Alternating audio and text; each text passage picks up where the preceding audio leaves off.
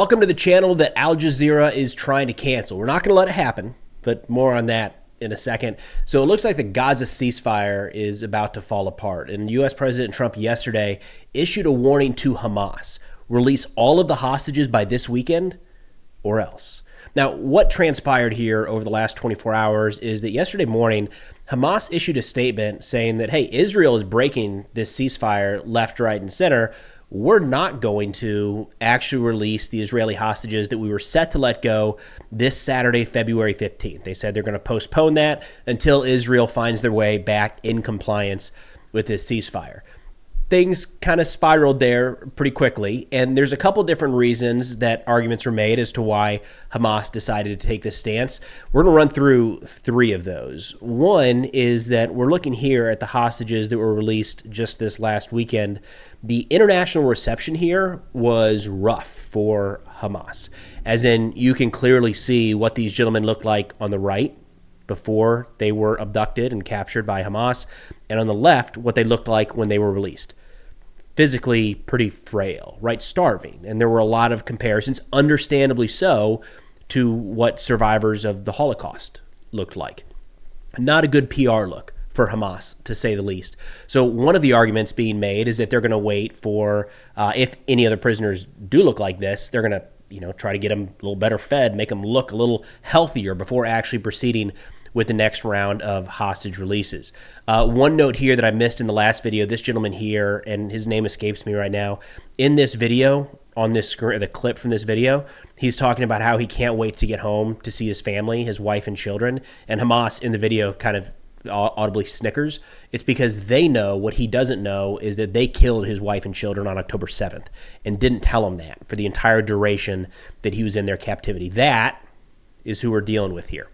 So in line with that, Hamas not getting a good look from the most recent round of negotiations or hostage releases, my videos twice in the last 2 weeks have actually been taken down by Al Jazeera. So this one here, you can see showing a clip from Hamas. So this was Hamas footage filmed, edited, and published on Hamas channels and then distributed. A bunch of news outlets around the world picked it up.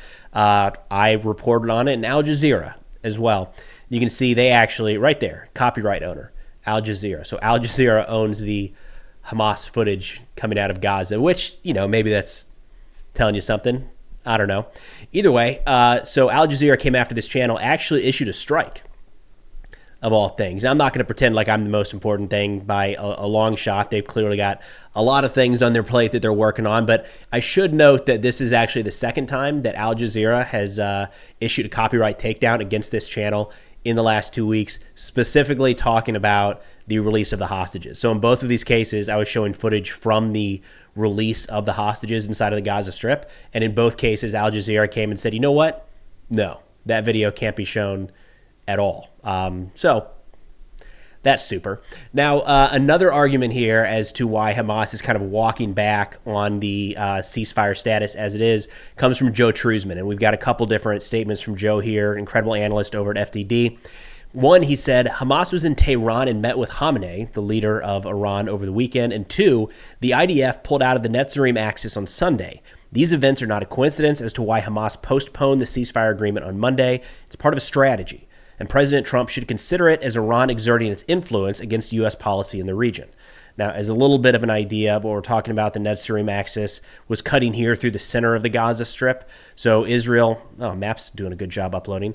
The axis was cutting right through the middle of Gaza. So Israel now still controls portions on the outskirts of the Gaza Strip. They just this past week pulled out from this center portion. Joe is saying that this aligns with that. So kind of as soon as Israel pulled their forces out a little bit, Hamas decided to strike a bit harder of a tone. The other one here, and this isn't getting as much attention, but I feel like it's worth drawing attention to, is we've seen U.S. President Trump really double down on this statement that the Palestinians will be forcibly relocated from the Gaza Strip. And he just, I think it was yesterday or the day before, gave another interview where he confirmed again that the Palestinians would not be permitted to return to the Gaza Strip. Now, he's saying it's because they're going to have a better place to live elsewhere, but this is widely being received around the world as just ethnic cleansing by a different term. So if you put yourself in the shoes of Hamas, right? And you're looking at these statements that Trump is putting out there and Netanyahu and some in Israel are endorsing, and you're hearing that the Palestinian people are going to be forcibly removed from Gaza. What are you going to do? Are you going to continue along this ceasefire agreement and hand over the only real leverage you have, the hostages? Look, Hamas is a terrible terrorist organization, and they shouldn't have these hostages in the first place, but they're also not stupid. And they recognize that if all indications are towards some future conflict, as in like the next few weeks, maybe, could happen that soon, then why would they give up this one real point of leverage that they have and not kind of find a way to hold on to them, fully expecting that the next phase of this fight could be Israel and maybe even the United States trying to forcibly expel all of the Palestinians from Gaza. So you've kind of got three different reasons why Hamas might be dragging their feet recently. Turning over to Manny Fabian of the Times of Israel. This is reporting following that Hamas statement saying, yeah, actually, we're going to pause this and we're not going to release any more hostages for the time being. He said Defense Minister Katz responds to this statement saying that the announcement is an outright violation of the ceasefire. Quote, I instructed the IDF to prepare at the highest level of alert for any possible scenario in Gaza and to protect the border communities. We will not return to the reality of October 7th. Then shortly after that, he issued an additional statement saying that the IDF is significantly bolstering its forces to carry out defensive missions on the Gaza border and that combat soldiers and other essential units will remain deployed to the area and will not be permitted on leave. Added to that some soldiers in Southern Command, so those focused in and around the Gaza Strip, their leave was revoked and they are called back to their unit.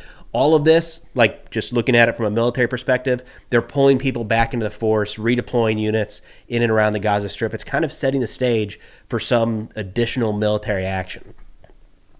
Now, it didn't take long for Hamas to say, guys, just kidding. We're good if you're good. So I think it was 3, maybe 4 hours start to finish from the time Hamas drew this hard line and said, we are not going to abide by the ceasefire because Israel is breaking it. All of a sudden, running back to, actually, we call for strict adherence. We're back on board. We will be releasing hostages this week as originally intended. Now, following all of this back and forth and up and down and kind of a flex, it looks like, on both sides, Hamas trying to see what they could get away with and Israel kind of meeting that, saying, fine, we're going to redeploy more troops and prepare for further military action. President Trump then got online and in an interview released a statement saying that if Hamas does not release all of the hostages by this Saturday, there's going to be hell to pay. Let's give that a listen. Well, I would say this, and I'm going to let that because that's Israel's decision. But as far as I'm concerned, if all of the hostages aren't returned by Saturday at 12 o'clock, I think it's an appropriate time. I would say cancel it and all bets are off and let hell break out. I'd say they ought to be returned by 12 o'clock on Saturday. And if they're not returned, all of them, not in drips and drabs, not 2 and 1 and 3 and 4 and 2. Saturday at 12 o'clock, and after that, I would say all hell is going to break out. Now, something to note there is that all of the remaining hostages were not set to be released this Saturday. So what you essentially have is President Trump trying to wrap up the entirety of the ceasefire agreement, at least phase 1 and I guess part of phase 2, in the next 4 or 5 days. So it's confusing to understand which hostages have been released and when and are expected and all of that. So right now, looking at this article from Times of Israel, and of course all of these sources will be in the description below, they said there are still 17 Israeli hostages that are set to be released in the first phase, but that is not all of them. So phase 1 is the release of some Israeli hostages in exchange for Palestinian prisoners. It's going to end up probably being into the thousands of Palestinian prisoners that are released. Phase 2 then is the remaining hostages and bodies are released for more Palestinian prisoners, and Israel leaves the entirety of the Gaza Strip. And then phase 3 is reconstruction. Now, so phase 1, there were 17 more set to be released. But what we're seeing right now is that as of yesterday, 73 of the 251 hostages abducted by Hamas on October 7th remain in Gaza, including the bodies of at least 34. So Trump's statement, he's not mincing this out. You can hear him. It's not onesies and twosies here and there, all of them. And a couple notes. First off, Israel's going to love this, right? I would too if I was hearing that everybody's going to be coming home by this Saturday. But there's a couple other things to think about. First off, does Hamas actually have control of all of those hostages? Or does Palestinian Islamic Jihad or any other factions in the Gaza Strip, does Hamas actually possess all of them? Maybe. We've seen some back and forth on that in the past.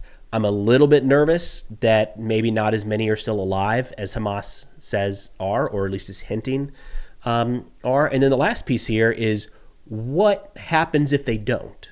So we're drawing a pretty hard line here, right? And you can try to interpret Trump's statements however you want, but it sounds an awful lot like release those hostages or more military action is going to be coming your way.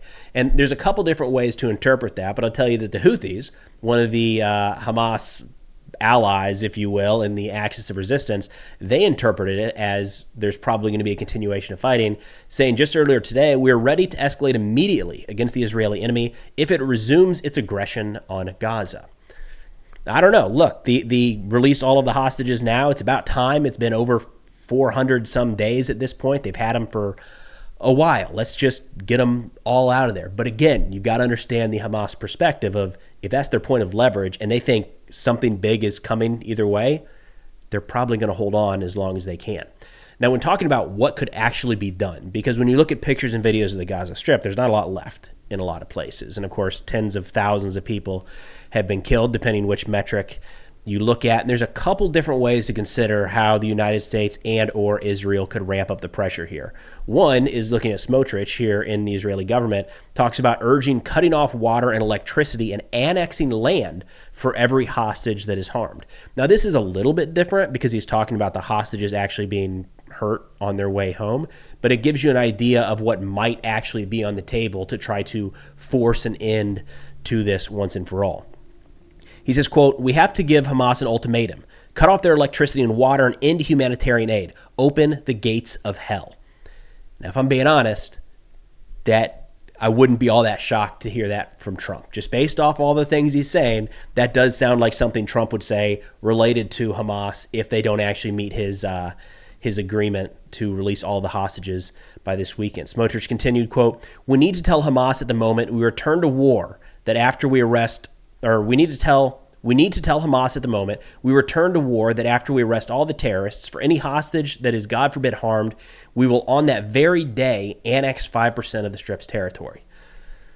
So pretty aggressive, understandably so, but to kind of give you an idea of what some of the pressure might ramp up in terms of what that could look like. It's hard to imagine direct U.S. military intervention. I would say that is outside the box. The challenge here is things like the U.S. taking over and owning the Gaza Strip is already so far outside the box that it's hard to look at some of these things in terms of like what historically would make rational sense. So if the U.S. were to decide to fly bombers over or aircraft and wanted to strike targets in the Gaza Strip, I should note right now that Israel by far and away has better targeting data than we do. Maybe at some point in the past, it would have been closer to equal, but Israel is hyper-focused on the Gaza Strip. They're tracking movements, locations, all of that stuff, fighting positions. They have a pretty significant database of that before, during, and after the fighting in Gaza. The U.S. just doesn't.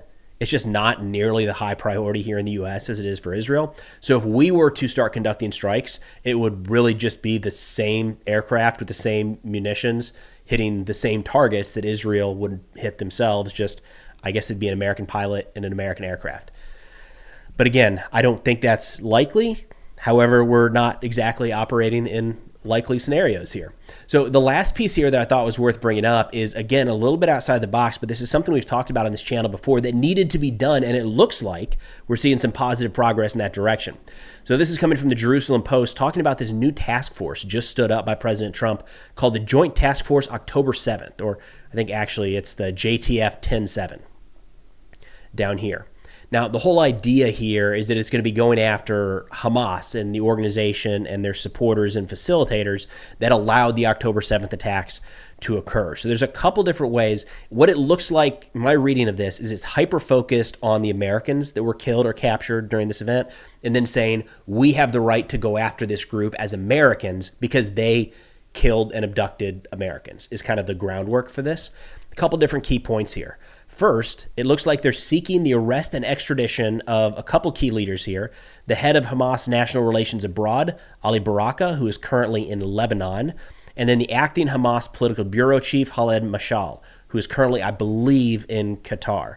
And this is something we've talked about. Also, charges against Yahya Sinwar, Ismail Haniyeh, Mohammed Deif, and Marwan Issa. They might not be able to stand trial. They might not be available, we'll say. But Khaled Mashal and Ali Baraka, this is an interesting aspect of how Hamas has operated. They've had relatively free reign in other countries. And from the minute this war kicked off, that's been an argument is, yes, Gaza clearly is where the majority of Hamas operates, but their leadership structure is outside. It's in places like Qatar and Lebanon. And at times, Israel has gone after them, of course, killing leadership in Lebanon throughout this war. And then they did kill Ismail Haniyeh when he was in Iran. But it's been something we've talked about here. Like, I wonder, is there not a way for the United States or others to pressure Qatar to say, you can't have this terrorist group just walking around freely while they're engaged in an active war? So it does look like there's going to be some pressure added there. And a couple other key pieces here that I thought were interesting. First off, they're going to investigate and prosecute U.S.-based Hamas funders, as well as cooperate with DOD, Treasury, and the Israeli government. That's illegal, has been for a long time. That's nothing new. My understanding, I spent a little time digging into some of the Hamas financing, trying to see if there were any overtly clear links from the United States and organizations here in the United States to Hamas.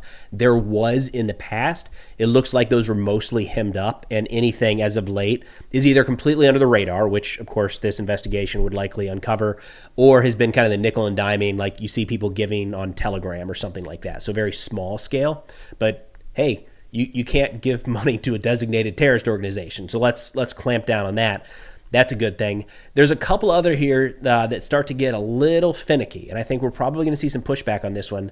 They're going after American Hamas supporters. They say will be scrutinized by the task force, investigating and prosecuting acts of terrorism.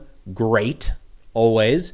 Anti-Semitic civil rights violations and other federal crimes committed by Hamas supporters in the United States, including college campuses. This is where I think we're going to see some pushback. It depends how they go about doing this, but if it sticks to those that committed crimes, it's one thing. If we start to see kind of an interpretation of, is it just because they're pushing out a statement that we don't like, starts to get a little more difficult. And I think we've seen how this plays out or the difficulty in this over the course of the last few years, where you'd see people saying, I am here supporting the Palestinian people, and some were waving Hamas flags or had the red triangle, celebrating the death of Israelis. Like, there's a way to separate those, but at times, whether it's intentional or not, the waters get muddied there. So it'll be interesting to see how this new administration kind of walks that line. Are they able to clearly separate out, the dude that was waving a Hezbollah banner at NYU, I think it was, or Columbia, the guys wearing, celebrating Hamas, very clearly celebrating the violence that they're inflicting upon Israel, and then separate those from the people that are truly just interested in the cause of the Palestinian people, because there is a difference. At times there's also overlap, but it does get tricky. So we'll see if this JTF 10-7 is able to walk that line. But again, as of now, it does look like this ceasefire, while still in place, there's a lot of indications coming out from both sides, both kind of flexing that they're prepared to step in if it does actually fall apart. And as mentioned previously, from Hamas's perspective, they've got this leverage that is the hostages. If they think the next step is going to be Israel and or the United States trying to forcibly remove all Palestinian people, it wouldn't be surprising in the least to see them just lock it down, hold on to those hostages for the long term, and try to use that as a essentially new negotiating tactic to try to, allow the Palestinians to stay in Gaza indefinitely. But that's all I got for now. Thanks for watching, and I'll see y'all next time.